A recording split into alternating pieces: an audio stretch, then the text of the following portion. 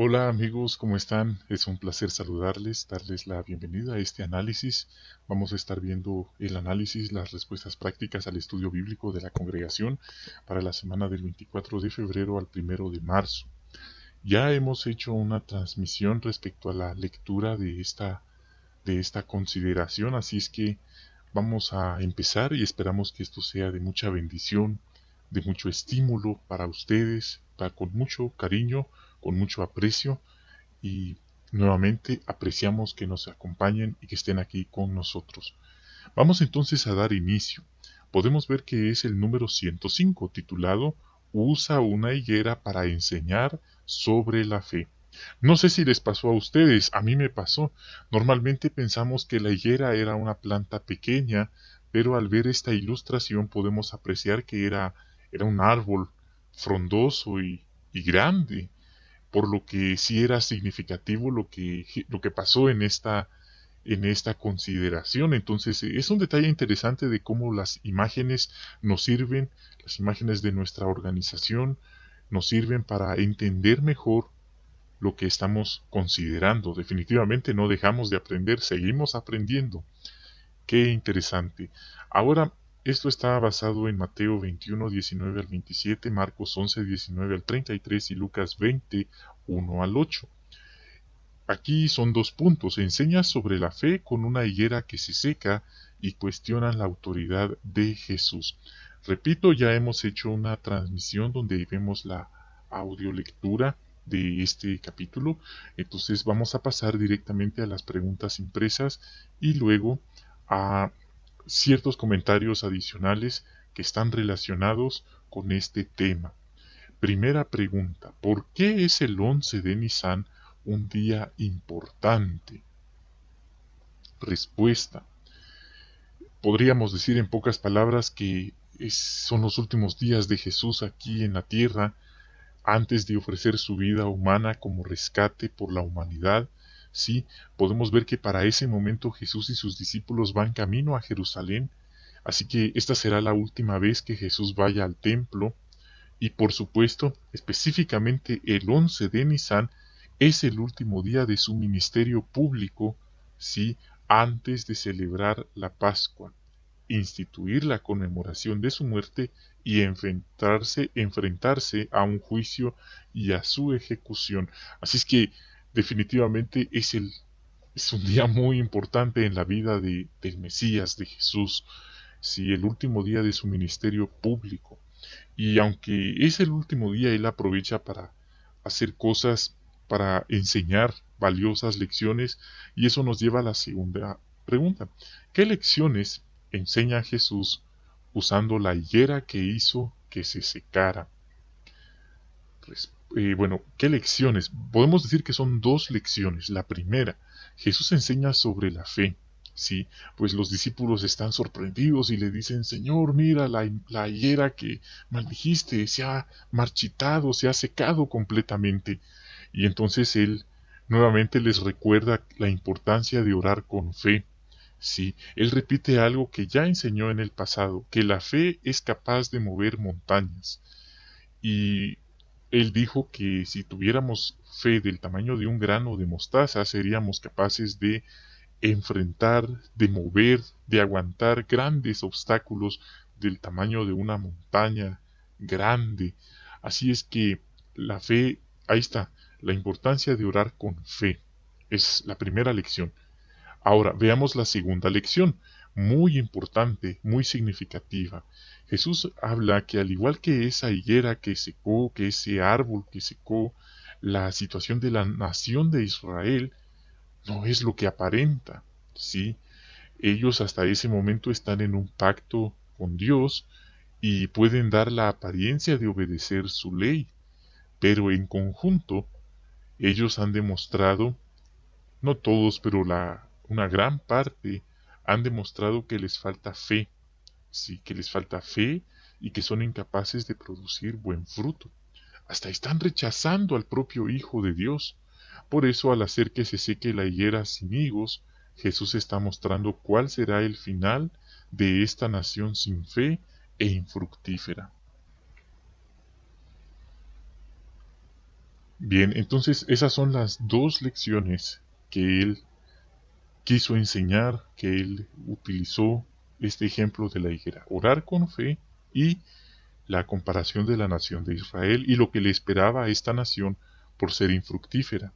Entonces, esas son las dos lecciones que Jesús usó, enseñó a través de este ejemplo. Tercera pregunta: ¿qué les responde Jesús a los que le preguntan con qué autoridad hace las cosas?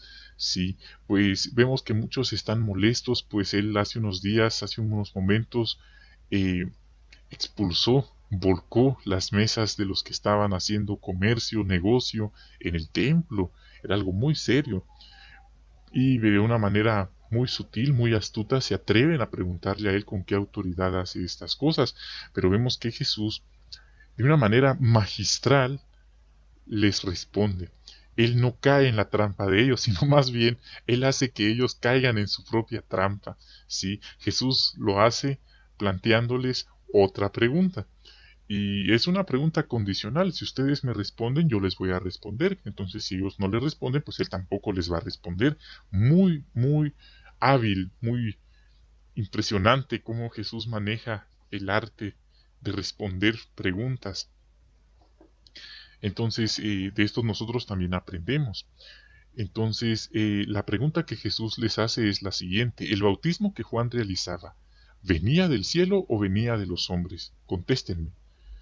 Ahora son ellos los que tienen que dar una respuesta. Es algo así como un juego de ajedrez. Si mueven esta pieza, él tendrán vulnerable esta otra pieza. Entonces es algo de que si responden o no responden, pero pueden verse afectados seriamente porque ellos razonan. Si le contestamos que venía del cielo, él dirá: ¿por qué no le creyeron?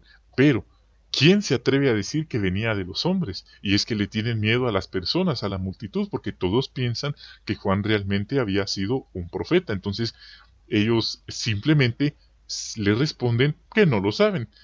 Y entonces Jesús hábilmente y con toda la autoridad les contesta: pues yo tampoco les digo con qué autoridad hago estas cosas. Es impresionante ver la habilidad que él tiene para responder preguntas, y aprendemos mucho de esto.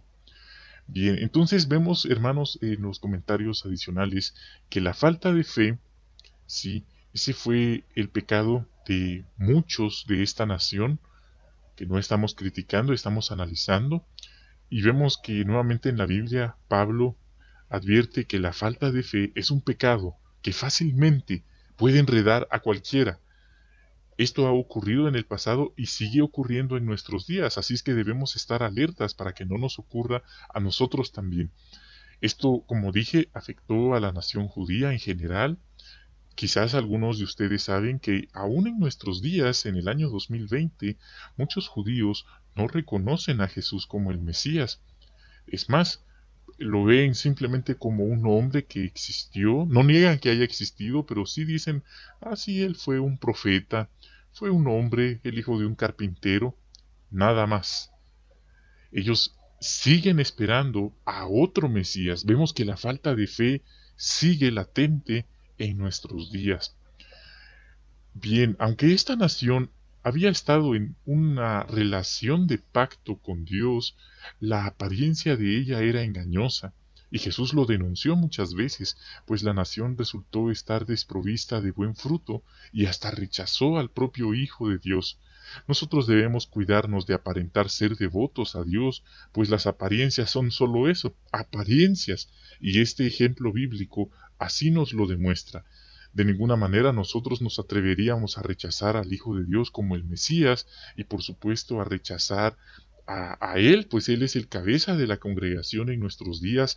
Él dirige la congregación mundial, Él dirige la obra de predicación.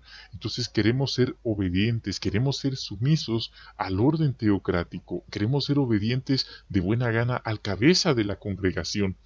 Así que, mientras que la ausencia de fe puede hacernos infructíferos y solamente lleva a que Dios nos rechace, lo contrario también es cierto. El tener una fe activa nos permite mover montañas, ya que Jehová ciertamente contesta nuestras oraciones.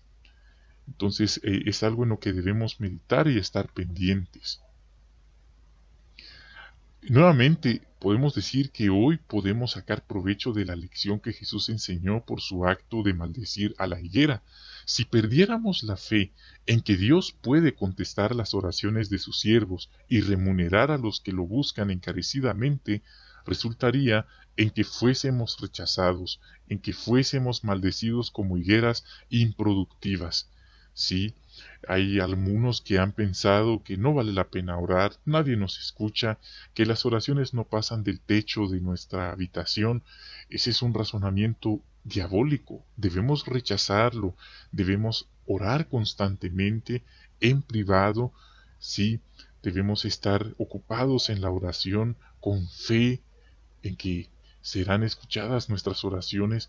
De hecho, la palabra de Dios nos dice, sin fe es imposible agradarle a Dios, porque el que se acerca a Dios tiene que creer que Él existe y que viene a ser remunerador de los que le buscan solícitamente, encarecidamente. Entonces repetimos, debemos orar con mucha fe.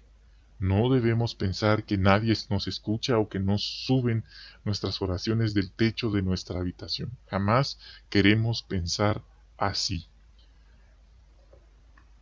Bien, pues son algunos puntos que podemos mencionar a este respecto. Esperamos que haya sido de utilidad.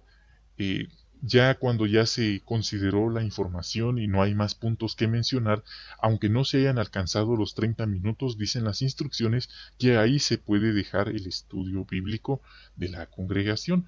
Es el consejo que se nos ha dado. No es necesario seguir rebuscando y rebuscando en detalles que a lo mejor no vienen al caso. Ya vimos las lecciones prácticas, entonces es algo en lo que podemos también seguir meditando. Apreciamos mucho que nos hayan acompañado. Gracias de verdad. Bendiciones a ustedes, a sus familias. Reciban un gran abrazo. Hasta la próxima.